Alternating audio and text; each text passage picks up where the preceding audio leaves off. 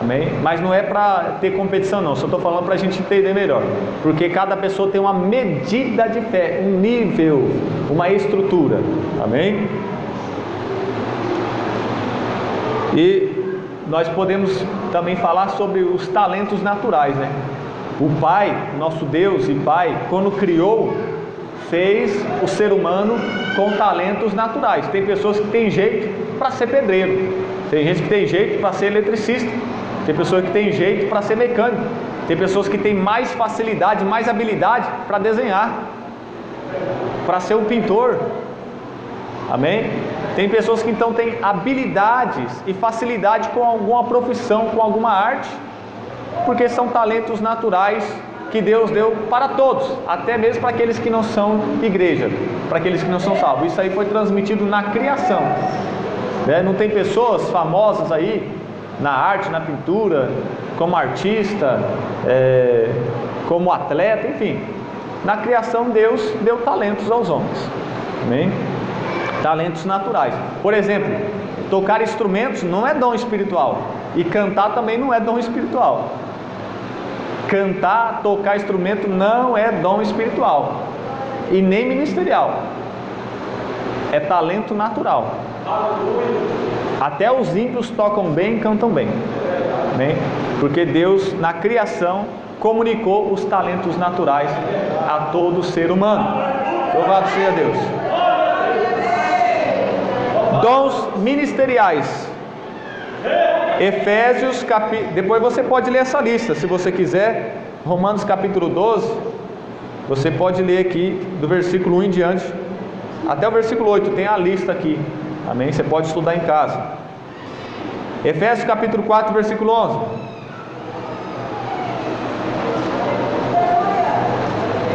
Efésios capítulo 4, versículo 11. Amém? Essas são as listas principais que falam sobre dons. Amém? São as listas principais e maiores que falam sobre dons. Efésios capítulo 4, versículo 11. Dons ministeriais. E ele mesmo deu uns. Olha a sequência, olha a hierarquia. Não quer dizer que uma pessoa é melhor, maior do que a outra. Apenas quer dizer que Deus é organizado. E Deus é quem faz a hierarquia para a organização e edificação. E é uma sequência. E ele mesmo deu uns para apóstolos. Depois de Jesus, os maiorais eram os apóstolos. Até a Bíblia fala, para permanecer na doutrina de Cristo e dos apóstolos. E é claro que nem os 12 não existe mais. Tem muita gente aí que é apóstolo, pai apóstolo, né? Tem até uns arcanjos aí nas igrejas agora. Mas apóstolo foi só os 12, comissionados diretamente com o Senhor, porque foram testemunhos oculares da morte e da ressurreição de Jesus. Receberam os ensinamentos oralmente, pessoalmente, né? Então, primeiro apóstolos. Não tem mais apóstolos como os 12, né? E outros para profetas. Depois dos apóstolos vem profetas. E profetas também é para o Novo Testamento, inclusive para o Novo Testamento e para a igreja. Profetas vão ser os pregadores, né? Nem todos, alguns pregadores que pregam a palavra profética de Deus. Esses profetas, veja que essa lista aqui está no Novo Testamento.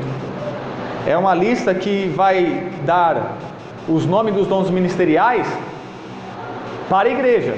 O Antigo Testamento não tinha apóstolos, o Antigo Testamento não tinha evangelistas, não tinha pastores e mestres.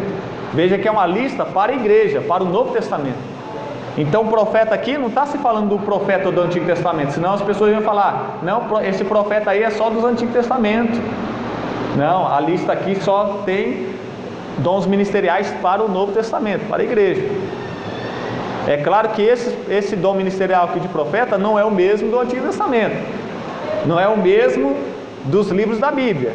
Ninguém vai ser que nem Isaías, escrever outro livro para ser inserido na Bíblia Sagrada. Não, nenhum profeta recebeu essa autoridade de escrever um livro que recebeu por anjo, por revelação no monte, ou essas testemunhos falsos aí que esses líderes dão, para escrever um livro e inserir na Bíblia Sagrada. Não, que nem esses profetas não tem mais. Agora a Bíblia fala que Paulo era profeta, Ágabo chega assim, ó: Paulo, receba a chave da vitória. Paulo, é só carro do ano. Não, ele pega a corda lá, a cinta, amarra as mãos e profetiza: Paulo, você vai ser preso lá em Jerusalém. Bem, então a igreja primitiva já tinha os profetas exercendo o seu ministério. Amém? E Ágabo vai profetizar, e é claro que vai ser um ato profético, né? Não como esse que essas igrejas modernas ficam inventando, ficam andando de que nem cachorro, uivando, falando que é atos proféticos. Não, nessa palhaçada aí não. Amém? Ágabo profetizou, né, através de uma encenação, e se cumpriu mesmo. Paulo foi preso. Amém? Então, profetas. Depois de profetas, você sabe que profeta é uma raça especial, né?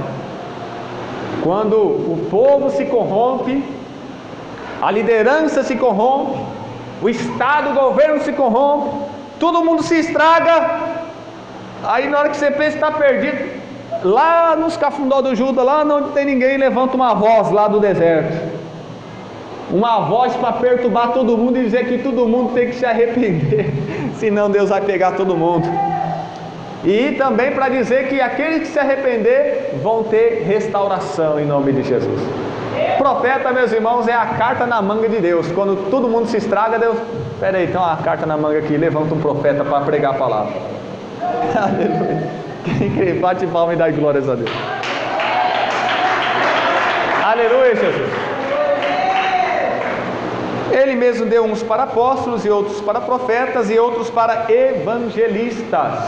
Amém? Aqui na hierarquia, depois vem os evangelistas, que vão desbravar, né, o mundo, cumprindo o ídolo de Jesus, para levar a palavra, tanto em Jerusalém, como na Judéia, e até os confins da terra. Ou seja, evangelistas que vão evangelizar na sua casa, na sua rua, no seu bairro, na sua cidade, no seu estado, no seu país, no seu continente e no seu mundo. E essa é a sequência, né? Não adianta querer já ser evangelista mundial se você não evangeliza a sua casa. Porque tem umas pessoas que do nada ele já pula para evangelista mundial, e quando você vai ver, ele não passa de um turista. Agora tem uns que às vezes nem é evangelista mundial, mas é evangelista de verdade, porque tem evangelizado a própria casa, a rua, o bairro, o lugar onde trabalha, o lugar onde estuda. Bem?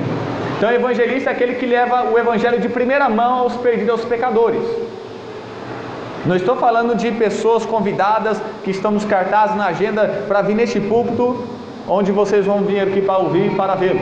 Estamos falando de evangelistas que pregam em tempo e fora de tempo. É aqueles que levam o evangelho a todos os povos, nações, tribos, línguas e etnias, e é claro que são usadas de maneira especial.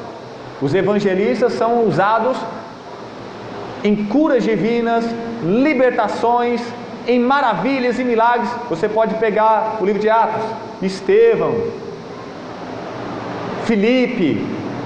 Deus fazia obras miraculosas através das mãos desses homens, e multidões se convertiam e eram batizados, eram evangelistas.